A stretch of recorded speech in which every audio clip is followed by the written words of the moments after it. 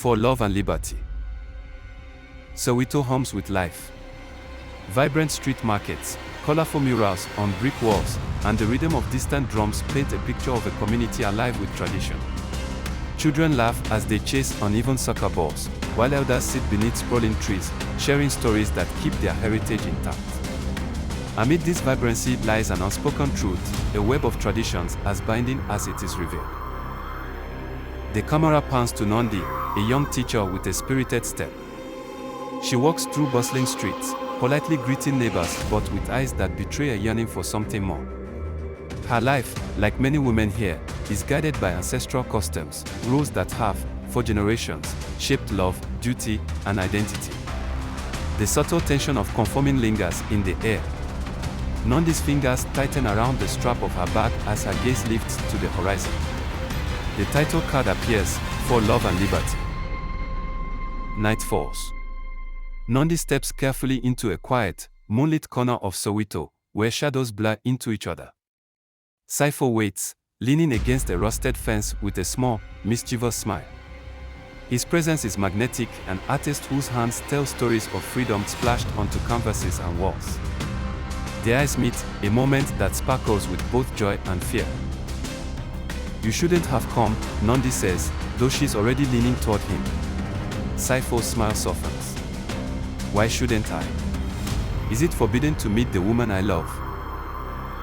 The complexity of their secret romance unfurls as their whispered words reveal the stakes. Their relationship, a love that crosses forbidden clan lines, challenges the foundation of their community's traditions. Saifo jokes lightly to ease her tension, but the weight in his eyes gives away his own fear. Every stolen moment together is a risk. Days later, the rhythm of daily life is interrupted when a neighbor spots something, a fleeting exchange between Nandi and Saifo under the shade of an alleyway. Layers of gossip spread like fire across the township. Whispers build suspicions. The frame slow as neighbors lean into each other, their words deliberately inaudible to the viewer. The tension rises as Nandi begins noticing eyes lingering on her more than usual. Women at the water well stop talking abruptly when she approaches. The camera lingers on Nandi's face, a mixture of pride and deepening isolation. She knows what the signs mean. The rumors are out. The scene shifts to Mama Tandi, the elderly matriarch and keeper of the community's traditions. She is sewing in her modest home, surrounded by heirlooms that speak of her clan's long history. Her voice, heavy with authority, narrates her understanding of balance and tradition, where each family stays within their ancestral lines to honor their forebears. When the whispers of Nandi and Saifo's forbidden romance reach her ears, she pauses mid-stitch. Her face betrays neither anger nor surprise, only quiet resolve. Mama Tandi's presence looms even when she's still, a figure who commands respect but leaves little room for dissent. At home, Nandi feels the magnitude of her predicament close in. Her mother confronts her, her voice trembling with anger and worry. Do you want to shame us, Nandi? Do you think love is worth destroying the life we've built? Nandi doesn't respond immediately. Instead, she looks longingly at books piled on her nightstand, symbols of the independence she's always sought. Her mother's voice becomes harsher, edged by both fear and anguish. You must end this, Nandi. Stay true to who you are, or you will lose everything. Late that night, Nandi sits alone in her dimly lit room, torn between love and duty.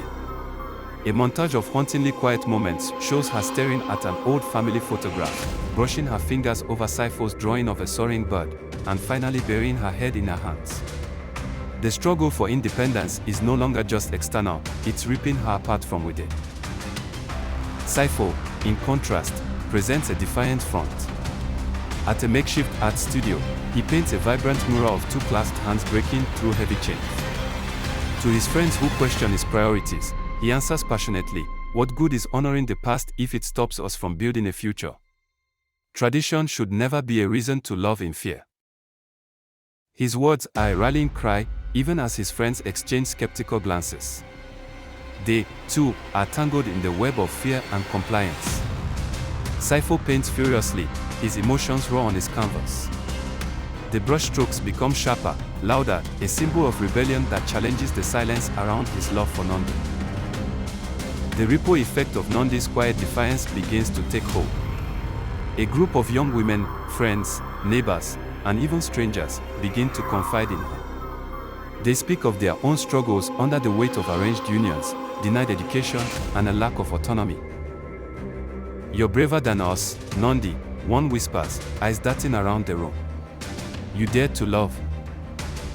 Nandi shakes her head, but the sentiment is clear: the seeds of change have been planted. These women see themselves in her, bearing the same burdens, dreaming of the same freedom. Their stories echo louder as unity quietly takes root. The inevitable happens at a township-wide festival meant to celebrate tradition. Nandi and Soweto try to keep their distance, but their glances betray them. When another couple notices their quiet exchange, murmurs escalate into confrontation. Mama Nandi, summoned by the uproar, steps in. The air thickens as the camera closes in on Mama Nandi's stern face, now lined with a complex mix of anger and disappointment. "Is it true?" she asks Nandi, though the answer is already obvious. The crowd inches closer. Soweto steps forward, prepared to shield Nandi, but she places a hand on his chest, stopping him. "Yes," she finally says, voice shaky but steadfast. "I love him." Gasps ripple through the gathering. The silence that follows is deafening, ominous. Nandi and Soweto are brought before the community elders. Mama Nandi speaks passionately about the sanctity of tradition, her words painting a vivid picture of why Soweto's culture must be protected. But Nandi stands firm. With trembling hands, she explains that love is not desecration, it is progress. As her words echo, some younger women step forward, breaking the stillness. "She speaks for us," one finally says. Then another. And another. What began as a single voice becomes a chorus of murmured agreements. The tide begins to shift. In a climactic community meeting, Nandi rises to address the crowd. Her voice carries both fear and conviction. She recounts her struggles, the loneliness of having to choose between her heart and her heritage.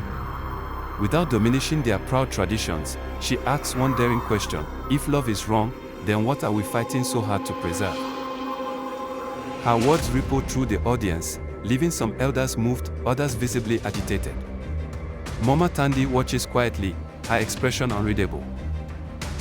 Nandi and Soweto are told they must leave Soweto, banished for disrupting the community's way of life. The scene is heavy with both loss and resolve. Nandi embraces her mother, who reluctantly lets her go. Soweto stands behind her, offering silent strength. "Even if we lose everything," Nandi whispers, "we have freed something greater." Just as they begin their departure, Mama Nandi calls for a halt. Her voice, though still steady, now carries a hint of change. She speaks of her own reflections, of the balance between honoring the past while building a future. The quiet rebellion led by Nandi awakens something within her, a realization that traditions must evolve to survive. She permits Nandi and Soweto to stay, though not without caution. "The path you walk will not be easy," she warns. "But perhaps you will show us a new way." The camera pans over Soweto as a new morning glows softly on the horizon.